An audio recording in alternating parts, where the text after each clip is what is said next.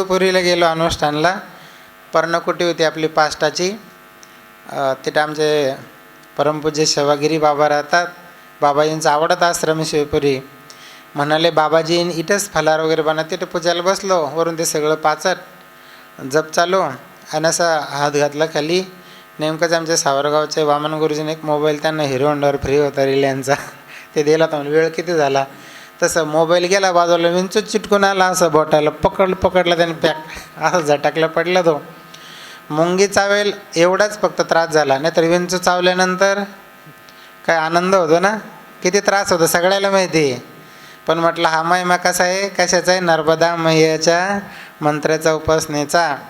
सावरगावला आमचे विष्णू पाटील म्हस्क्यांच्या शेतात तिथं आम्ही 4 वर्ष राहिलो कुटीयावर. तिथं दत्त मंदिराचं वाटा 4-5 वर्ष बांधून ठेवलं, मंदिरच झालं नाही. एक वेळेस सहज आम्ही त्या वाट्याला चिटकून उभं राहिलो तर पटकन आमच्या खाली मांडीला असं विंचू चावला आणि पकडून धरलं. म्हणजे काय असं झटका लागलो एवढा मोठा विंचू. म्हणजे थोडंसं मुंगी चावलं एवढंच लाल झालं, अजिबात काही त्रास नाही. धारेश्वरला गेलो आम्ही वाकीला. मला आमचे प्रश्नांचं सांगायचे नाही की बाबाजींच्या विधी जर नित्याने घेतली त्याची काय ताकद आहे. बाबाजीच म्हणायचे विंचरं पाणी चावणार नाही, चावले तर त्रास होणार नाही. तिथे गेलो आम्ही, दर्शन घेतलं. रे म्हणलं शांततेनं दर्शन घ्या. कोण म्हणे वर फोटो काढा, कोण म्हणे वर जा. आज समोळ उठलं भन न कोणीच भजन करत नव्हतं. जेव्हा चावा घ्यायला लागलं ना, मग हर हर महादेव शंभो जन, त्या दरीमध्ये असा आवाज घुमू लागला विष्णू महाराज. कृष्ण आपापच हिको तयार झाला, एवढा आवाज. म्हणलं जा ना फोटो काढायला. आता त्यांना चावलं तर आम्हाला कुठं सोडणार आहे? प्रसाद सगळ्यालाच पंगत. आमच्या इथे कानाला चावली. कोणी म्हणे असं करू नका. आम्ही केलं असं, थोडं ते येऊ लागलं, थोडंसं ओरडायला लागल्या माश्या वळवत असं केलं. इथं एक ठणका, इथं एक ठणका, इथं एक ठणका. सगळ्याला माहिती साधी माशी चावली तर डोळा सुजला तर काय होतो? बंद होतो. एका ताईला चावला होता आमच्या, त्या घराच्या बाहेरच निघल्या नव्हत्या ते उतरूस तर. बाबा म्हणे तुम्हाला म्हणलं काहीच नाही, नुसतं थोडंसं लाल झालेलं आहे. म्हणून देवा नर्मदाय नमः, प्रात नर्मदाय नमनुषी नमस्तुते नर्मदे तुभ्यं त्राहि माविषी सर्पदा. म्हणून प्रत्येकाने विधी घेत जा. दररोज हनुमान चालीसा घेत जा. याच्यामुळे आपल्या जीवनात आलेले दुःख संकट टळतात. बाबाजींनी आंधरसुला 1940 ते 1964 पर्यंत 16 वर्ष साधना केली. भगवान शिव परमात्म्याचा बाबाजींना साक्षात्कार झाला. आणि भगवान शिवजींनी मग आकाशवाणीच्या द्वारे सांगितलं की पिनाकेश्वराचा जीर्णोद्धार करा. प्रथम मंदिर बाबाजींनी जातेगावला बांधलं. माझ्या बाबांची ऐका, माझ्या बाबांची ऐका ख्याती ख्याती ख्याती. शिवालय बांधिले किती, शिवालय बांधिले किती, शिवालय बांधिले किती. माझ्या बाबाची ऐका ख्याती ऐकाती ख्याती. शिवालया बांधले किती, शिवालया बांधले किती, हो शिवालय बांधले किती. जाते गावी पिनाकेश्वर बांधिले शिवाचे मंदिर. भक्ती केली अजर अमर, भक्त ते वर्णिते. माझ्या बाबाची ऐका ख्याती ख्याती ख्याती. शिवालय बांधिले किती, शिवालय बांधले किती, शिवालय बांधले किती. म्हणून राष्ट्रसंत सद्गुरू जनार्दन स्वामी गुरुमाऊलींनी पहिलं मंदिर बांधलं. कारण बाबाजींचा छंद होता मंदिर बांधणं, शेती करणं. तिथल्या मंदिराचा जीर्णोद्धार झाला. पिनाकेश्वर मंदिर बाबाजींनी बांधलं. दुसरं मंदिर बाबाजींनी श्री क्षेत्र वेरूळ या ठिकाणी सिद्धेश्वर मंदिराचा जीर्णोद्धार केला. मोदत चला आता, झोपू नका, बालुशाही खायची. किती मंदिर झाले? 2. तिसरं मंदिर बाबाजींनी बांधलं संभाजीनगरला, जनेश्वर महादेव मंदिर. किती झाले? बोलत चाला जमावून नाही तुम्हाला. पालखेडा या ठिकाणी पारेश्वर ऋषींनी स्थापित मंदिर होतं, पण ते जीर्णशीर्ण अवस्थेला आलं. काही भक्तमंडळी विनंती केली, बाबाजी या मंदिराचा जीर्णोद्धार आपल्या हाताने करावा. म्हणून बाबाजीने पारेश्वर मंदिराचा जीर्णोद्धार केला. किती झाले? चालता बोलता कार्यक्रम आपला सगळ्यांनी ध्यानात ठेवा. त्याच्यानंतर बाबाजींनी पोल तांब्याला एक मंदिर बांधलं, त्याचं नाव बाबाजींनी ठेवलं काशी विश्वेश्वर. किती झाले? 5. त्यानंतर बाबाजींचं आराध्य दैवत भगवान त्र्यंबकराज, की ज्या ठिकाणी शिकरे गुरुजींच्या वाड्यामध्ये गोशाळा होती, औदुंबराचा वृक्ष होता, त्या ठिकाणी बाबाजीने महामृत्युंजयाचं अनुष्ठान केलं होतं. कोणतंही कार्य करायचं असलं तर त्र्यंबकेश्वर भगवान की जय म्हणून अनुष्ठानाची समाप्तीसुद्धा बाबाजी त्र्यंबकेश्वर भगवान की जय म्हणून करायचे.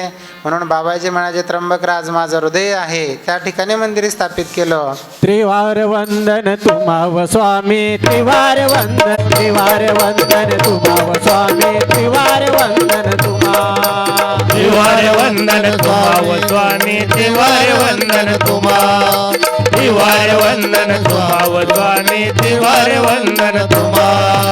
त्र्यंबकेश्वराचा त्र्यंबक राजा, त्र्यंबकेश्वराचा त्र्यंबक राजा, पाहुणे माझा टेकल माता, पाहुणे माझा त्र्यंबकेश्वराचा कळस कौतुका, हृदयेश्वराचा कळस कौतुका. त्रिवार वंदन तुम्हा, त्रिवार वंदन तुम्हाव स्वामी, त्रिवार वंदन तुम्हा, त्रिवार वंदन तुम्हाव स्वामी, त्रिवार वंदन तुम्हा. जनार्दनाच्या शुभ कार्याची, जनार्दनाच्या शुभ कार्याची त्रिवार वंदन तुम्हा, अरे त्रिवार वंदन तुम्हाव स्वामी, त्रिवार वंदन तुम्हा, त्रिवार वंदन तुम्हाव स्वामी, त्रिवार वंदन तुम्हा. म्हणून राष्ट्रसंत सद्गुरू जनार्दन स्वामी गुरुमाऊलींनी हृदयेश्वर महादेव मंदिराची स्थापना केली त्र्यंबकेश्वरला. किती झाले? जोरात बोला ना, किती झाले? छान, असं बोलत जा म्हणजे बरं वाटतं. आणि नंतर बाबाजींनी साकूर या ठिकाणी मौनेश्वर महादेव मंदिराची स्थापना केली, प्राणप्रतिष्ठा झाली. किती झाले? श्री क्षेत्र नाशिक या ठिकाणी शर्वाश्वर महादेव मंदिराची स्थापना केली. किती झाले? असे बाबाजींनी 8 शिवालय बांधले. बाबाजींची इच्छा होती संपूर्ण 12 ज्योतिर्लिंग स्थापित करायचे. म्हणून त्यानंतर प्रवचनाच्या माध्यमातून बाबाजींनी शिवभक्तीचा खूप प्रचार आणि प्रसार केला. असे अनेक दिवस गेले. विद्यार्थ्यांसाठी अनेक आश्रमामध्ये गुरुकुल, गोशाळा, वसतिगृह, पाठशाळा, येणाऱ्या साधू संतांसाठी अतिथीगृह, अशा प्रकारचं बाबाजींनी आपलं संपूर्ण आयुष्य नंदादीपासारखे तेवत राहिले. अखंड चंदना आणि प्रमाणे जनता जनार्दनाच्या कल्याणासाठी बाबाजींनी परिश्रम केले. जगाच्या कल्याणा संतांच्या भोवती देहे कष्टविती परोपकारी. गोरगरिबांच्या मुलांसाठी, की ज्यांना शिक्षणाची इच्छा आहे परंतु ते मोठ्या मोठ्या ठिकाणी शिक्षण करू शकत नाही, अशा मुलांसाठी बाबाजींनी गुरुकुल काढले. आरतीमध्ये वर्णन अशा प्रकारचं आहे. काढून वसतिगृह, काढून वसतिगृह, गुरुकुल ते विनामूल्य सेवा. हो, काढून वसती गुरुकुल ते विनामूल्य सेवा. भस्मांकी तनु कंकणाची, भस्मांकी तनु कंतनाची तपने मिळविद्वान, जनार्दन तपने मिळविद्वान. आरती निष्काम यतिवर मौन गिरी मुनते, जय जय आरती निष्काम यतिवर मौन गिरी मुनते. म्हणून यज्ञयाग, श्रमदान, अन्नदान अशा प्रकारचं बाबाजींनी या जनतेसाठी हे अशा प्रकारचे उपक्रम काढून ठेवले. नित्यनैवेद्यसारख्या ग्रंथाची रचना अशा प्रकारची केली. संतांनी जीवनभर जनतेच्या कल्याणासाठी अशा प्रकारचे झिजले. ज्यांचं जीवन हे जगत कल्याणासाठी होतं, स्वतःसाठी काहीच नव्हतं. म्हणून संत म्हणतात की संसाराचे नावे घालून या शून्य, वाढता हा पुण्य धर्म केला. म्हणून देव या संतांचं संपूर्ण जीवन हे जगत कल्याणासाठी होतं, आपल्या राष्ट्रांच्या हितासाठी होतं. म्हणून महाराष्ट्र सरकारने सुद्धा बाबाजींना राष्ट्रसंत म्हणून अशा प्रकारचे त्या ठिकाणी पदवी दिली. असं राष्ट्रीय कार्य महाराष्ट्रामध्ये 2च संत होऊन गेले राष्ट्रीय, की राष्ट्रसंत तुकडोजी महाराज आणि त्यानंतर राष्ट्रसंत सद्गुरू जनार्दन स्वामी गुरु माऊली. बाबाजींनी आपल्या जीवनामध्ये एवढ्या प्रकारची शिवभक्तीचा प्रचार प्रसार केला. बाबांची इच्छा होती अजूक त्या ठिकाणी 4 शिवालय बांधायचे. 8 + 4 = किती? 12. मग जमीन मिळाली टुनकीला आश्रमासाठी, जमीन मिळाली शिवपुरीला, जमीन मिळाली त्या ठिकाणी अशा प्रकारचे लिमगावला.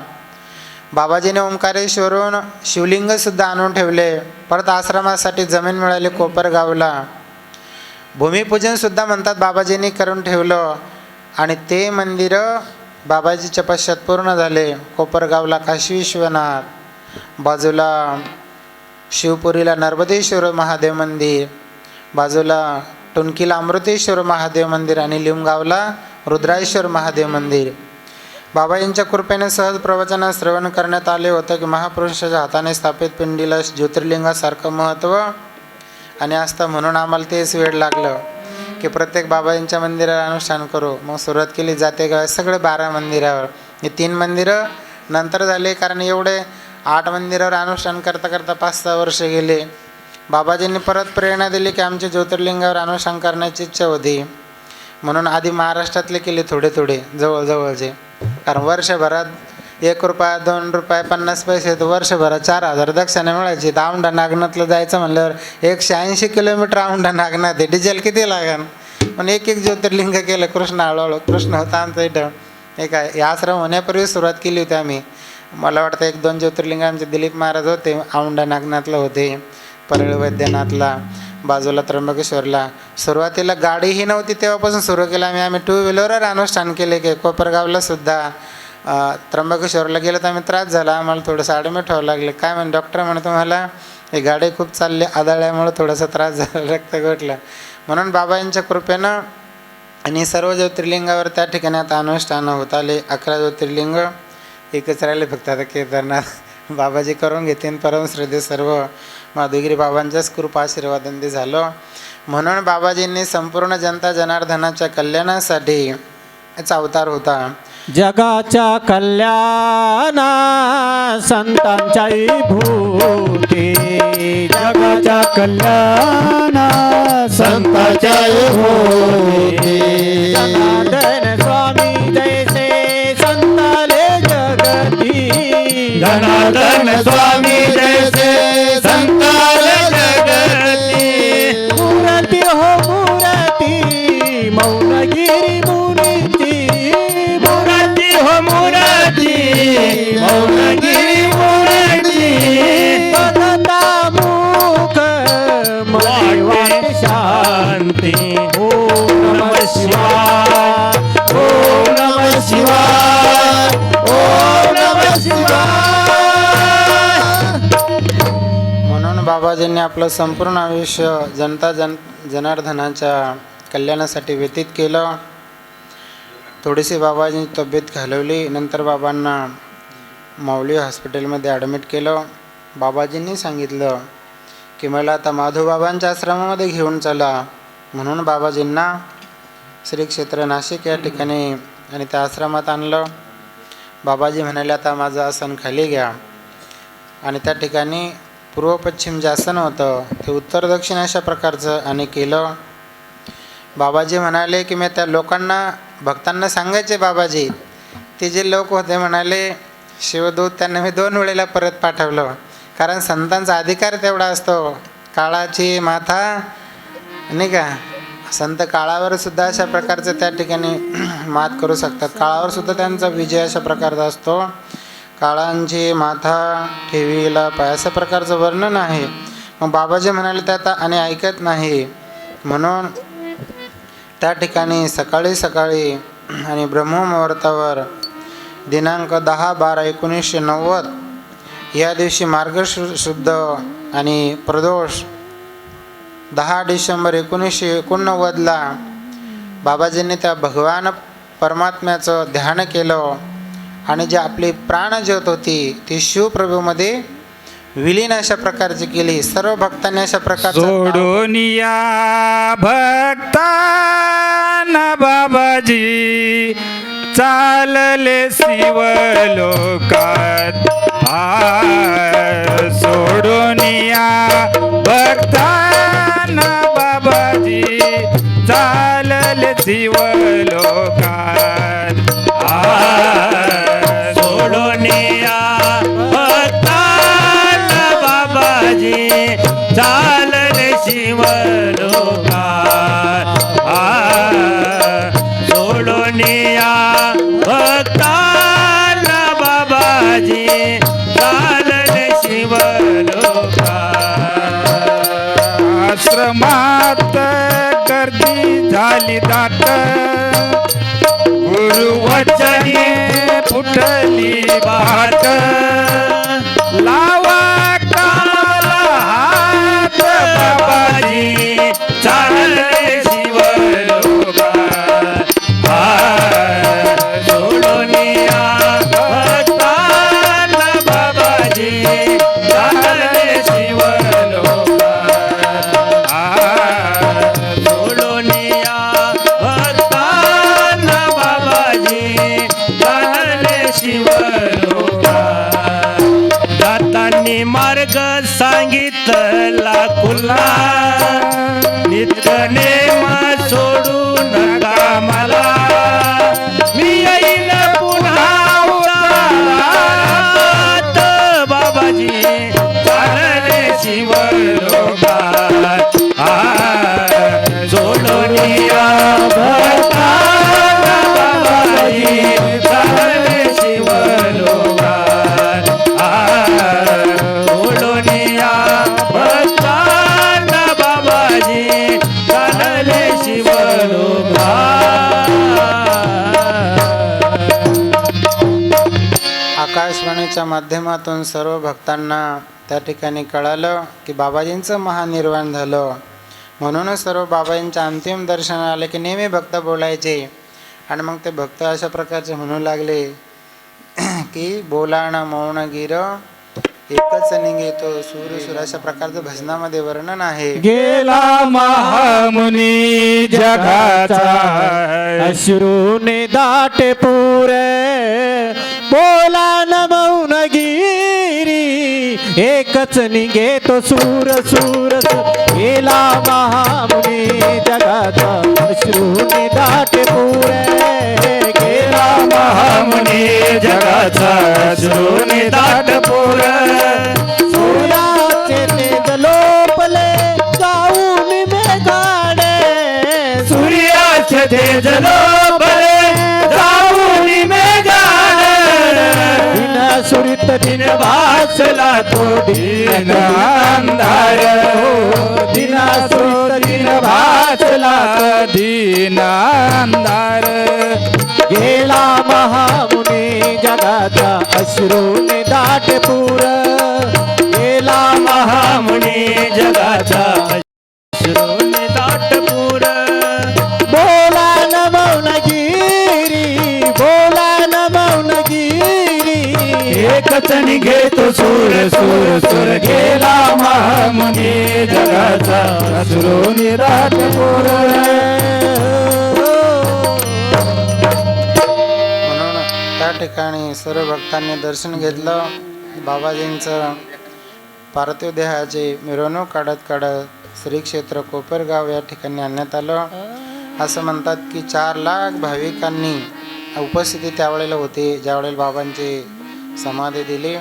समाधी स्थळचं विवर खदलं. तिथं म्हणतात जिवंत रोईचं झाड खाली निघालं.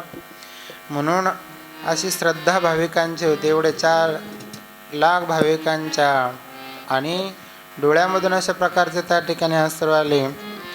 म्हणून असे संत महापुरुषांचा आज पुण्यतिथी सोहळा आहे. 36वा पुण्यस्मरण म्हणजे समाधी घेऊन बाबाजींना आज 3 तप झाले. 12 12 12 24 12 36. म्हणून आजही चैतन्याच्या रूपानं बाबाजी आहेतच. त्यांनी सांगितलेले नियम, त्यांनी सांगितलेल्या परंपरा त्या जर आपण जपून ठेवल्या नित्यनेम केलं तर आजही अनेक भाविकांना बाबांचं दर्शन, बाबांचा दृष्टांत अशा प्रकारचं होतो. पुण्य जनार्दनाच्या समाधी मधोनी, जनार्दनाच्या समाधी मधोनी अजूनी येतो सूर, शिवनामाचा उच्चार सदा, शिवनामाचा उच्चार सदा, शिवनामाचा उच्चार. ओम नमः शिवाय, ओम नमः शिवाय, ओम नमः शिवाय. म्हणून आजही बाबाजींचा दृष्टांत अनुभव असे हजारो भाविकांचे आणि आपल्या प्रत्येकाचे अनुभव आहेत. पुण्यतिथी अशा प्रकारचं का बरं म्हणतात?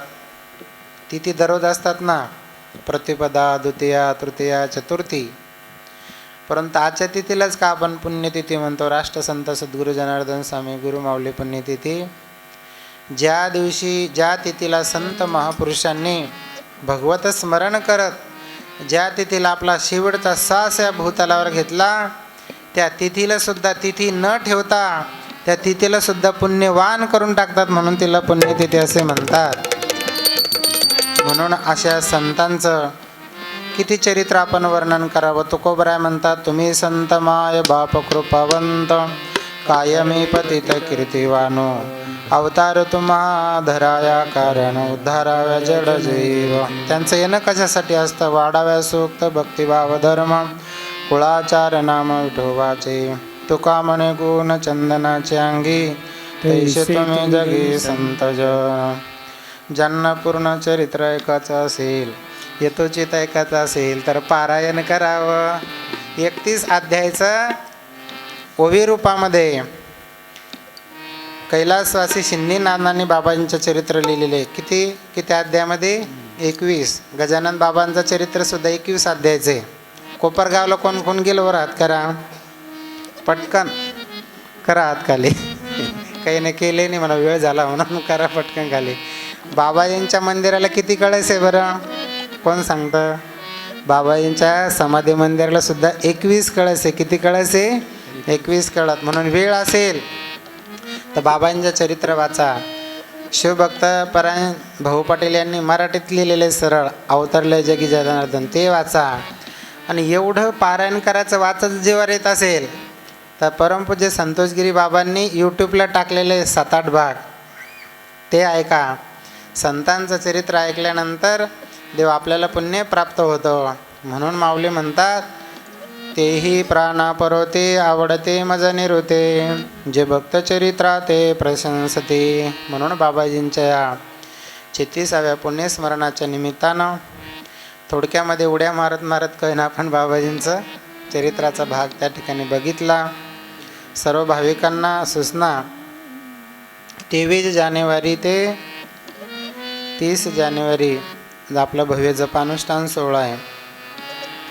ज्या ज्या भाविकांना यात्रेला यायचं असेल तर त्यांनी नाव नोंदवून देऊ शकता. देवा ना जाण्यात भगवंताच्या कृपेने केव्हा योग येईल. आता आहे चान्स, तर सर्वांनी यात्रेत सहभागी व्हा. काही अडीअडचणी असतील आर्थिक तर त्याच्यावर मग काहीतरी तोडगा काढा. आहे की नाही? एकमेकाचं म्हणा. काही कामं तर चालूच राहतात, परमार्थासाठी वेळ त्या ठिकाणी काढावा लागत असतो. दुसरी गोष्ट, पुढचा येणारा जो प्रदोष आहे तो 17/12/2025 या दिवशी आदरणीय आमचे कैलास अंबादास कडचे पापळचे भाऊ आहेत. श्री नारायण गुलाबराव पवार ही पापळचे आहेत. श्री पवन लक्ष्मण नवले डावरगावचे आहेत. तिघाही भाग्यवंताचा अन्नदान आहे. त्यांचं आजच स्वागत करतो, धन्यवाद देतो. कारण त्यांच्या प्रदोषला यात्रेत आम्ही असणारे, देहानं पण मनानं जरूर असणारे. आमचे कैलास भाऊ खूप दिवसाचे सेवेदारी आहे. दरवर्षी ते अनुष्ठानला टेमुर्णीपासून पपाय द्यायचे, आताही पंगत देतात. नारायण भाऊ नेहमी धान्य फेरीला महिनाभर, पोरं सोर घरदार सोडून 1 महिना राहत त्यांची पंगत आहे. आमचे पवन भाऊ आहेत. हे सर्व अन्नदात्याचं चांगलं डबल टाळ्या वाजून स्वागत करा. पुढच्या तो येणारा प्रदोष आहे आपला 17/12 या दिवसात प्रदोष असणारे. आजचे जे अन्नदाते आदरणीय आमचे प्रल्हाद भूमतकर यांच्या बाबतीमध्ये वर्णन करावं तेवढं थोडं आहे. वर्षभराचं जेवढं आपल्याला दळण लागतं, एक गिरणी आणली आपण खराब झाली आहे की नाही, तशीच पडली ती, परत विकून टाकायला लागली. किती दळण न्या, आपला यज्ञ असेल, जेवकड्याचा असेल. आणि आताच आश्रमाला गाडी घ्यायची ठरली तर भाऊने गाडीसाठी सुद्धा 25,000 रुपये आमचे मतकर भाऊन दिले. त्यांचं टाळा वाजवून स्वागत करा. आता नर्मदा परिक्रमाला आमचे प्रकाश महाराज विशालरावने यात्रा नेली होती. तिकडे एक मुलगा ते पाठवले, 40,000 त्याला खर्च आले. इकडं म्हणे आता दोघं यायचं, 60,000 इकडे येते आणि एक पेटी तिकडेच गायब झाली. म्हणलं आता ही जी पंगत आहे प्रदोषची साधी करा. एक जोडीदार बळजबरी दिलं मी त्यांना, गजानन भाऊ कोल्हे. गजानन भाऊ माझाही सहभाग असू द्या, गजानन भाऊंचाही त्या ठिकाणी खूप सेवा आहे. त्यांना म्हटलं मी अजून एक जोडीदार देतो. तेन बाबा आमचे पोरं नाराज होते ना, आमची इच्छा होती एकट्यानेच घ्यावी. अरे म्हणलं साधं करा, साखरा शिरा, गुळा शिरा. मी खूप म्हणलं ते तुम्ही म्हणलं मी ऐकतो. पण त्यांचे मुलंही खूप चांगले, भाऊसाहेब मतकर, ज्ञानेश्वर मतकर, त्यांची सुनबाई, त्यांच्या घरच्या. नाही म्हणे आम्हाला पुढच्या वेळेला गुलाबजामुळ करायचे म्हणे, आत्ताच तुम्हाला सांगून देतो नाही का. साधा शिरा न करता आज त्यांनी बालुशाहीची पंगत केली. खूप मोठी सेवा या मतकर परिवाराची. देवा एवढी निष्ठा आहे बाबाजींवर. ते म्हणाले काय संघ घेऊन जायचे, करू द्या म्हणाले बाबा, आम्हाला नाराज करू नका. गिरणी टाकली, त्याला नाव दिलेले जय जनार्दन. काय नाव दिलेले, जय जनार्दन. मेडिकल टाकली, त्या मेडिकलला काय नाव दिलेले, जय जनार्दन. हा सर्व परिवार जय जनार्दनमय झालेला आहे. अहो नको ती संपत्ती, नको आम्हाला धन, आम्हाला पाहिजे स्वामी जनार्दन. नको आम्हाला धन हो, आम्हाला पाहिजे स्वामी जनार्दन हो. आम्ही धरले बाबाचे पाय, सुख संपत्तीला कमीच काय. सुख संपत्तीला कमीच नाही, सुख संपत्तीला कमीच नाही. हो शिवभक्तीने भरले आमचे मन हो, आम्हाला पाहिजे स्वामी जनार्दन हो. नको ती संपत्ती, नको आम्हाला धन हो, आम्हाला पाहिजे स्वामी जनार्दन हो.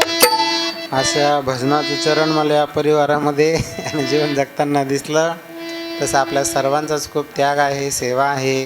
म्हणून आपल्या सर्वांच्याच दानाने, श्रमदानाने एवढं मोठं सद्गुरूचं कार्य उत्तर वाढत आहे. बाबाजींच्या पुण्यस्मरणाच्या निमित्तानं बाबाजींच्या चरणी आपण सर्व वंदन करूया. बाबाजींना प्रार्थना करूया की अशाच प्रकारची तुमची सेवा आमच्याकडून तुम्ही करून घ्या. जय जय जनार्दन देवा, निरंतर घडो तुमची सेवा. झालेली सेवा राष्ट्रसंत सद्गुरू जनार्दन स्वामी गुरु माऊलींच्या चरणी, परमश्रद्धेय स्वामी माधुगिरी बाबांच्या चरणी, आशुतोष भगवान गौरी शंकराचरणी समर्पित करू. या ठिकाणी अन्नदात्याचं स्वागत होईल, सत्कार होईल, बाबाजींचं पूजन होईल पालखीचं.